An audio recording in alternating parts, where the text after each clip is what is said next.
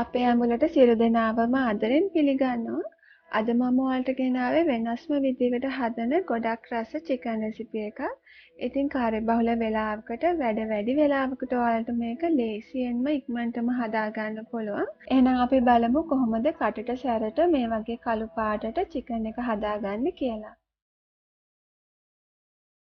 මම මෙතන අරගෙන තියෙන හොඳට සෝදලා පිරිසිදු කරගත්ත කුකුල් මස් ග්‍රෑම් 750ක්. මේ විදිහේ පොඩි කෑලි වලට කපලා ගන්න. ඉතින් මුලින්ම දැන් අපි මේකට 3-5 ටික දාලා මැරිනේට් කරගමු. මුලින්ම කහ කුඩු තේ හැඳි කාලක් දානවා.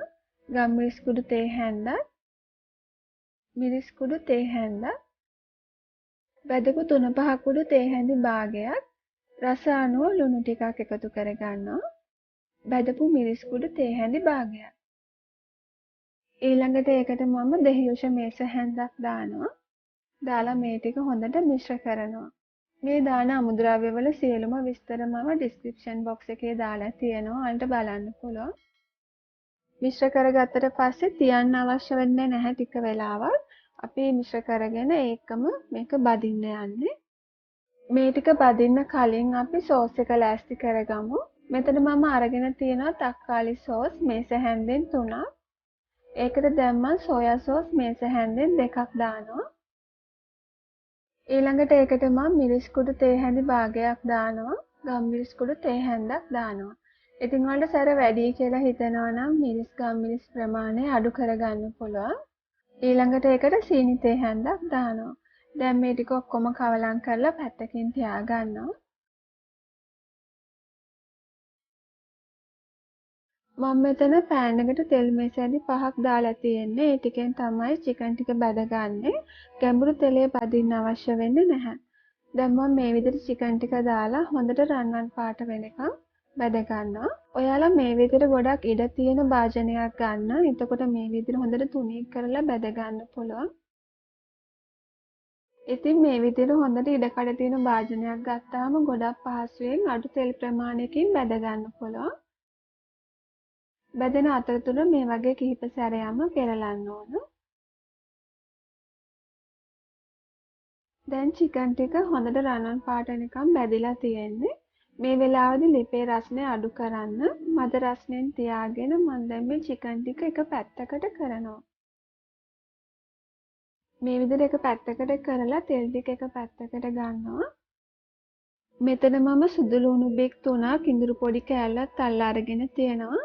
දැන් ඒ ටික තෙල් තියෙන පැත්තට දාලා මේ ටික රන්වන් පාට වෙනකම් පොඩ්ඩක් බැද ගන්නවා.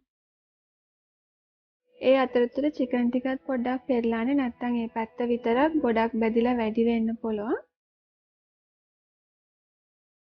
දැන් ඉඟුරු සුදු ලුණු බැදිලා තියෙන්නේ. ඒකට මම ලොකු ලුණු ගෙඩියක් මේ වගේ ලොකු කෑලි වලට කපලා තෙල් එකට දානවා. මේ වෙලාවේ ලිප මද රස්නෙන්ම තියාගන්න.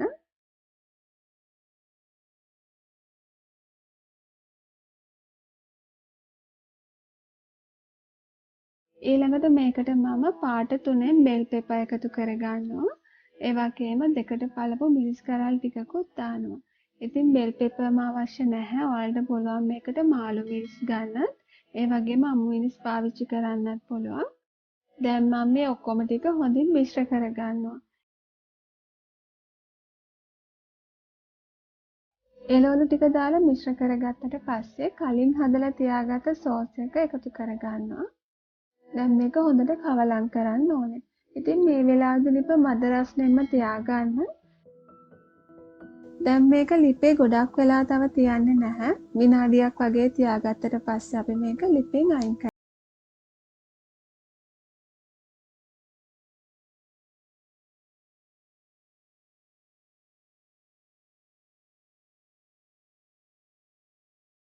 ඇදුවාම බත් කන්න වෙනත් ව්‍යංජන අවශ්‍ය නැහැ. මේකත් එක්ක වුණත් රසට කන්න පුළුවන්. ඉතින් පාන් රොටි මේ ඕන දෙයක් ගොඩක් රසයි මේ විදිහට චිකන් හදලා. ඉතින් ඔයාලත් හදලා බලන්න. ඒ වගේම ඔයාලා මේ රෙසිපි එකට කැමති නම් අපේ ඇඹුල subscribe කරන්න. අපි තවත් දවසක රසවත් කෑමකින් නැවත හමු වෙමු. හැමෝටම සුබ දවසක්.